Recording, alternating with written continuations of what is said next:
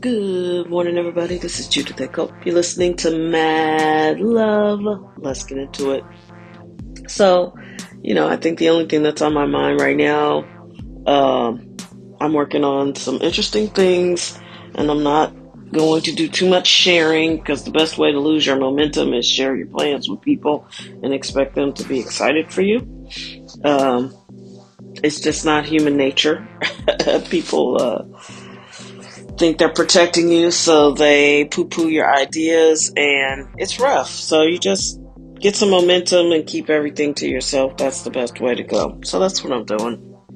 But I do want to stress, I've said it over and over on this podcast. I put it in the newsletter, and I see many of you get the newsletter, and I can tell who reads it. I literally can click on your name and see if you read the newsletter or not. A lot of you don't read it, but you need it. You need to read it. I'm not just blowing smoke. The last thing you want to do is to be caring for someone or mourning someone and you haven't done any of the paperwork. And it's not enough to just have the paperwork. You got to get it notarized and signed because anything could happen. And, it just has to. You have to have a sense of urgency, mainly because you don't want to deal with probate court. And it's not some quick fix. You can't just be like, oh, I'll represent myself. Or no, you have to hire an attorney. Depending on how much the assets are, they open up this file. And this is in Missouri. I don't know what it's like in other states. It's probably draconian in other states. Not that Missouri is super progressive, but I'm saying if it's bad here, it's probably bad everywhere. And depending on how complicated your parents' assets are, and you are thinking the assets are going to be her house, her car, or your dad's classic car collection, or your dad's coin collection. No, the things you view as assets, that's not always in sum total what the court views as assets. It also includes bank accounts, savings accounts, old life insurance policies, old Roth IRAs.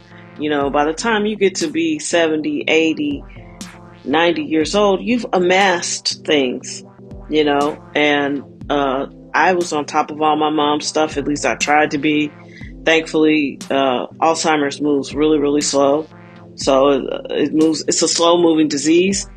And every little chapter, I was like, oh, I got to do something. Oh, I got to do something. And I was able to do it. But you have to actually do it. You have to complete these tasks. And it's not being morbid. It's not inviting something bad. What's inviting something bad is not doing it. And the sense of urgency or the lack of urgency, I just don't understand it. I am not an alarmist by any stretch. I don't think people would describe me as a person who just goes around saying shit just to hear my own voice. I do not do that. I don't have time to waste. And if I'm passionate about it, it's for a reason. And I don't get it. I'm telling you, you do not want to be trying to mourn your loved one or run into a hospital. And they're going to ask you for this paperwork. And they're going to be like, oh, do you have an advance directive? Oh, do you have this? Can you make these decisions? And unless they deem that person unable to make their own decisions, anything can happen. If your mom falls and she doesn't have an advance directive, or you're not her power of attorney, they could leave her on a machine for 6 months. You gotta handle this stuff. I can't express it enough. And I'm not going to spend a whole bunch of time on it. It's your life. I know what I felt when my mom died, and I know I was glad when none of the stuff that I was afraid of actually happened. Because when my mom died, the government was shut down, remember? That January, here comes Elon Musk, and my mom worked for the government, so everything I needed was at the places he was shutting down. Which I still think was some sort of grifter technique. Where are our checks? Remember all those checks we were getting from Doge? Just liars. Just absolute liars and fraudsters. But anyway, um, save yourself some headache. Get this stuff done, especially, hopefully your parents have it already done. That would be great. But most parents don't. For some reason, people just don't think they're going to die, even though they know they're going to die. Or they just want to wake up dead and you handle everything else. And there is a business that is attached to a human life. There are taxes that you have to pay. There are bills you have to pay. And all of this is great if people don't get sick. If people don't get sick and they have all their papers and affairs in order, that's fantastic. But the reality is Americans are living 10 years longer, but they're sick that whole time. So, it's up to you. I can bring you to the water, and if you don't drink it, you're just going to be thirsty. And, that's what you get. Like, seriously, like, I can't express it enough. I've had multiple conversations with people where, one guy, he was just like, yeah, I signed up for your newsletter, but I was just trying to be supportive. And then he turns around and is doing everything that I put in the newsletter. And it's like, you not hurting my feelings. You hurting yourself by not reading.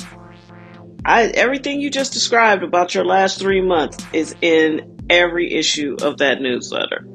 And it's not going to go away. It only ends when that person's life is over. But if you're doing a little bit of dibbling and dabbling and caregiving now, guess what? You're going to be doing a lot more through this year, through next year. It starts off with, I'm just giving a little help. I'm just supporting. And then it turns into like, oh, I'm fully in charge of your life. Good luck. I mean, that's all I can offer. I have a great newsletter out there. It's Refuel by Faith and Gasoline at beehive.net. No, beehive.com. beehiiv.com. You can Google it. It's Refuel by Faith and Gasoline. Sign up. Read the newsletters. Peruse them.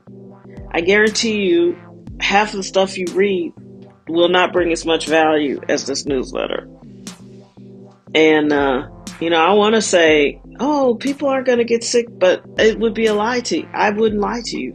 People are going to get very sick. Our food isn't healthy. Our air isn't healthy. Our water isn't healthy. Nothing's healthy. People are shoveling down things they think are healthy every day that aren't. Yogurt with sugar in it is not healthy, but I see a lot of people eat it. Well, I just had yogurt. Okay, but the sugar content is ginormous. You got all this misinformation. America has been bought and sold. They don't care about your health. They certainly don't care about your wealth. All of this is going to be your responsibility. And I don't get it. I don't get why there isn't a sense of urgency about this. I don't get why, people are furious with Congress, because your loved one's going to get sick and you're going to realize they did nothing but work their whole lives. And when it comes to, the end, there's no resources for them. Because you all have been hearing, like I was hearing, oh, Medicaid, Medicare. Yeah, it's not a lot of help. It's not. Yeah, my mom had great benefits and the doctor's visits and stuff. She still had supplementary insurance.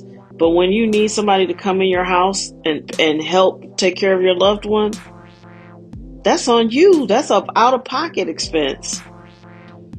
And what I'm saying to you is you don't want to have to do what I did, which is learn all of this at the same time you're doing the caregiving. All of it is stressful. And why not take care of the things you can take care of? Why would you do that? Why would you set yourself up to have more difficulties and troubles? Your loved one is going to die. Your loved one is going to get sick, and so are you. Do your own paperwork too. Like, what's happening? If you have a spouse and children, get your affairs in order. Anything can happen at any time.